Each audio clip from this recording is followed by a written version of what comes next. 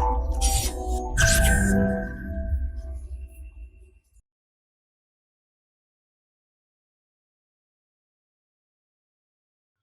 Friends, this is Gautam Pandey coming up with the next round of new simplified. तो आज की video में हम बात करेंगे नेशनल लैंड मोनेटाइजेशन कॉरपोरेशन के बारे में, जिसे शॉर्ट फॉर्म में NLMC कहा जाता है।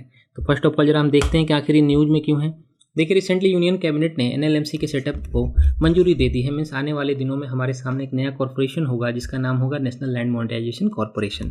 तो इस वीडियो में हम समझेंगे कि NLMC के कैसे काम करेगा, NLMC को कैसे फॉर्म किया जाएगा, इसका मेन सेटअप कैसा होगा और इससे इकॉनमी को क्या प्रॉफिट होने वाला है उसके विषय में भी डिस्कस करेंगे। और साथ ही साथ इस वीडियो में हम नेशनल मोनेटाइजेशन पाइपलाइन जो प्रीवियसली गवर्नमेंट ऑफ इंडिया ने लॉन्च किया था उसके विषय में भी जानेंगे कि NLMC और नेशनल मोनेटाइजेशन पाइपलाइन दोनों में क्या डिफरेंसेज है, एक एक करके समझेंगे। चलिए सबसे पहले जरा हम NLMC के विषय में समझते हैं।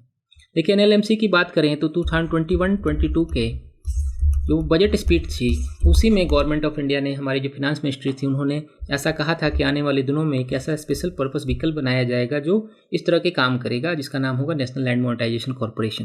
तो उसी को ध्यान में रखकर क्रिएट किया गया है नेशनल लैंड मोनेटाइजेशन कॉरपोरेशन। ये टोटली गवर्नमेंट ऑन कंपनी होगी, मीन्स इसमें प्राइवेट सेक्टर की कोई भूमिका नहीं होगी, कोई रोल नहीं होगा। ये पॉइंट हम याद रखेंगे यहाँ पर। और साथ ही साथ इसका जो सेटअप होगा शेयर कैपिटल का, वो होगा 5000 करोड़ का। जो नेशनल मोनेटाइजेशन पाइपलाइन की हमने बात की थी वो 6 लाख करोड़ का उसका सेटअप था और नेशनल लैंड मोनेटाइजेशन कॉरपोरेशन का सेटअप 5000 करोड़ का है। मीन्स दोनों में डिफरेंसेज है, एक एक करके हम पूरा डिफरेंसेज भी अलग से डिस्कस करेंगे आपके साथ। तो अब समझना ये जरूरी है कि नेशनल लैंड मोनेटाइजेशन कॉरपोरेशन काम कैसे करेगा, इसके विषय में समझते हैं, और क्या काम करेगा वो भी समझते हैं। देखिए नेशनल लैंड मोनेटाइजेशन कॉरपोरेशन की अब हम बात करें तो इसका मेन काम ही होगा कि जितने भी सेंट्रल पब्लिक सेक्टर के जो यूनिट्स हैं, मीन्स जो सेंट्रल पब्लिक सेक्टर एंटरप्राइजेज हैं, उसके जितने भी नॉन कोर एसेट हैं, ये पॉइंट हम याद रखेंगे। नॉन कोर एसेट की बात हो रही है। जितने भी नॉन कोर एसेट हैं उनमें लैंड हो सकता है और बहुत सारी चीज़ें हो सकती हैं, उसे मोनेटाइज किया जाएगा और उससे मनी जनरेट किए जाएंगे। गवर्नमेंट ऑफ इंडिया का प्लान ही यही है कि जो भी नॉन कोर एसेट को ऐसे समझ सकते हैं। एग्जाम्पल्स अगर समझना चाहें, जैसे आप रेलवे को देखते हैं तो रेलवे में आप क्या देखते हैं कि रेलवे के बहुत सारे लैंड होते हैं जो रेलवे लाइन के आसपास होते हैं। साथ ही उनके पास बहुत सारा स्क्रैप वगैरह भी होता है। तो इन तरह की चीज़ें वो जनरली कोर यूज में नहीं होती हैं। जो कोर फंक्शनिंग एसेट होता है वो तो रेलवे हो गया या ट्रेन वगैरह हो गई, बट जो नॉन कोर एसेट होते हैं, जो लैंड है बरसों से ऐसी बैरन पड़ी हुई है या स्क्रैप वगैरह हुआ आता है, ऐसे ही पड़ा होता है, तो इन सारी चीज़ों को मोनेटाइज करेगी गवर्नमेंट ऑफ इंडिया और मेनली करेगा हमारा काम ये NLMC। ये कैसे काम करेगा? सबसे पहले ये उसे ऑन करेगा, मीन्स अपने अंडर में लेगा, उसके होल्ड करेगा, मैनेजमेंट वगैरह जितने भी चीज़ें होंगी, मीन्स ऑन से लेकर पूरा का पूरा जो सेटअप है, जो मोनेटाइजेशन है, वहाँ तक का जो प्रोसेस है वो NLMC संभालेगी। और इसे संभालेगी कैसे करेगी? इसे देखिए, करेगी डायरेक्ट सेल के माध्यम से या फिर जो एग्रीमेंट है, मीन्स कॉन्सेशन एग्रीमेंट वगैरह जो है उसके माध्यम से भी ऐसा किया जाएगा। अब जरा हम यहीं पर NLMC और नेशनल मोनेटाइजेशन पाइपलाइन इसके विषय में डिफरेंसेस समझ लेते हैं।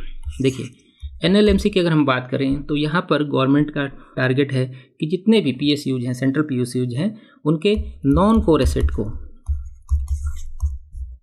मोनेटाइज करना। यहाँ पर इसे डायरेक्ट सेल भी किया जा सकता है और इसे एग्रीमेंट के माध्यम से भी किया जा सकता है। बट जो NMP है, मीन्स नेशनल मोनेटाइजेशन पाइपलाइन है, उसमें एक बात ध्यान रखना है, वहाँ पे सिर्फ कोर एसेट की बात की गई है, नॉन कोर एसेट की बात नहीं की गई है। मीन्स कोर एसेट को वो भी टोटली सेल नहीं करना है। जैसे कि यहाँ पर हमने कहा कि डायरेक्ट सेल किया जा सकता है, बट यहाँ पर सेल नहीं किया जाएगा। यहाँ पर सिर्फ और सिर्फ एग्रीमेंट या लीज वगैरह के माध्यम से लोगों को दिया जाएगा ताकि वो उसके रख रखाव वगैरह जो मेंटेनेंस कॉस्ट वगैरह है उसका खर्चा निकल सके। इसको ऐसे समझिए कि मान लीजिए कि गवर्नमेंट ने कोई स्टेडियम वगैरह बनाया है या कुछ स्पेशल फंक्शन के लिए बनाया। मान लीजिए हमारे यहाँ नेशनल गेम्स होते हैं या फिर CWG वगैरह होता है, कॉमनवेल्थ गेम्स वगैरह होते हैं, तो उसके लिए क्या होता है, देखा होगा आपने, दिल्ली में बहुत बड़े बड़े स्टेडियम वगैरह बनाए गए, तो उसके बाद उसका इंपॉर्टेंस थोड़ा कम हो जाता है, मीन्स प्रॉपर यूज में नहीं होता है। तो उसके जो कॉस्ट है, उसका जो मेंटेनेंस कॉस्ट वगैरह है, उसे गवर्नमेंट कैसे निकालेगी? तो उसके लिए गवर्नमेंट नेशनल मोनेटाइजेशन पाइपलाइन के माध्यम से एग्रीमेंट वगैरह कर उसके लिए जो मेंटेनेंस कॉस्ट वगैरह है उसे निकालती है और उसे दूसरों को थोड़ा एक तरह से समझिए कि सिर्फ एग्रीमेंट करती है, मीन्स सेल नहीं करती। यहाँ पर पॉइंट याद रखेंगे, 2 पॉइंट है यहाँ पर ध्यान रखने वाला। एक है यहाँ पर NLMC में नॉन कोर एसेट है और NMP में कोर एसेट है। यहाँ पर डायरेक्ट सेल की भी बात की गई है, यहाँ पर डायरेक्ट सेल नहीं होगा, तो यहाँ पर कंफ्यूज नहीं होना है, इसलिए ध्यान रखेंगे। आगे जरा हम समझते हैं जरा कि इसका फंक्शन कैसे होगा, कैसे काम करेगा। देखिए, जहाँ से कॉरपोरेशन की बात की गई, मीन्स कॉरपोरेशन है तो वहाँ पे बोर्ड ऑफ डायरेक्टर भी होगा, मेंबर्स भी होंगे, CEO वगैरह, MD वगैरह होंगे। तो इन्हें जितने भी गवर्नमेंट ऑफिशियल्स हैं उन्हें पहले रखा जाएगा, और साथ ही साथ जो प्राइवेट सेक्टर के जो एक्सपर्टीज वगैरह हैं उन्हें भी इसमें शामिल किया जाएगा। क्योंकि आप समझ सकते हैं, देखिए, इस तरह के बेचना वगैरह, खरीदना बेचना वगैरह गवर्नमेंट का काम अभी तक रहा नहीं है। तो गवर्नमेंट चाहती है कि जो प्राइवेट सेक्टर के जो एक्सपर्टीज हैं, जो इस तरह ऑलरेडी से उनमें प्रोफेशनल हैं, उनके एक्सपीरियंस को यूज किया जाए, ताकि इन सारी चीज़ों का असेसमेंट करना या जो मोनेटाइजेशन करना वगैरह थोड़ा आसान हो जाएगा। और इसमें प्राइवेट सेक्टर के लोगों को भी शामिल किया जा सकता है, but totally government on company होगी, मीन्स प्राइवेट सेक्टर का शेयर नहीं होगा। ये पॉइंट हम याद रखेंगे। अब देखिए, ओवरऑल समझिए तो इसमें पूरे के पूरे प्रोसेस इतना आसान नहीं है। आसान कैसे नहीं है? मान लीजिए कि जितने भी लैंड वगैरह हैं उसे अगर आप सेल करने की बात करते हैं तो उसके साथ जो लिटिगेशन वगैरह होंगे, जो डिस्प्यूट्स वगैरह हैं, उसे सॉल्व करना भी एक बहुत बड़ी चुनौती होगी गवर्नमेंट के सामने। क्योंकि ऐसा नहीं है कि सारे लैंड डिस्प्यूटेड नहीं होंगे या उसमें लिटिगेशन वगैरह नहीं होगी। तो ये भी एक बहुत बड़ी चुनौती हो सकती है NLMC के सामने, कि हो सकता है कि NLMC को इन सारी चुनौतियों का सामना करना पड़े। अब बात करते हैं जरा हम प्रॉफिट क्या होगी।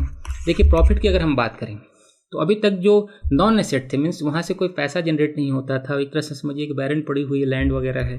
तो ये अगर इससे मोनेटाइज हो जाता है, इससे जो प्रॉफिट होती है, मीन्स इससे जो पैसे अर्न होते हैं, उसे डेवलपमेंट के तौर पे यूज किया जा सकता है, डेवलपमेंट पे खर्च किया जा सकता है।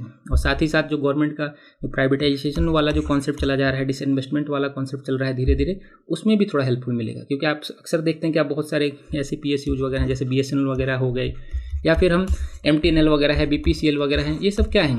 गवर्नमेंट के लिए एक तरफ से सिक इंडस्ट्री बने हुए हैं, जो जितना प्रॉफिट नहीं देते हैं एक तरह से समझिए, और लायबिलिटी बनते चले जा रहे हैं। तो इनके जितने नॉन कोर एसेट वगैरह हैं उन्हें मोनेटाइज करके गवर्नमेंट पैसे अर्न कर सकती है, उसके पैसे को डेवलपमेंट में यूज कर सकती है। और हो सकता है आने वाले दिनों में उनमें डिसइन्वेस्टमेंट के साथ साथ क्या प्राइवेटाइजेशन भी किया जा सकता है।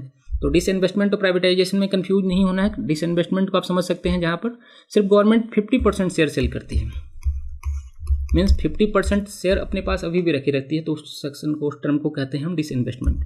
बट अगर 50% से लेस जाके अगर हम देखते हैं तो ये प्राइवेटाइजेशन वाला कॉन्सेप्ट स्टार्ट हो जाता है। मीन्स वहाँ पर गवर्नमेंट की भी सेल जो शेयर होगी वो 50% से कम हो जाती है। मीन्स अब प्राइवेट सेक्टर ज़्यादा ऑन हो जाते हैं।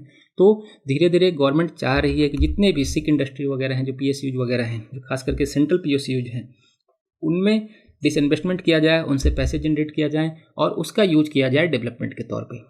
तो होप आपको ये वीडियो समझ में आया होगा। Thanks for watching.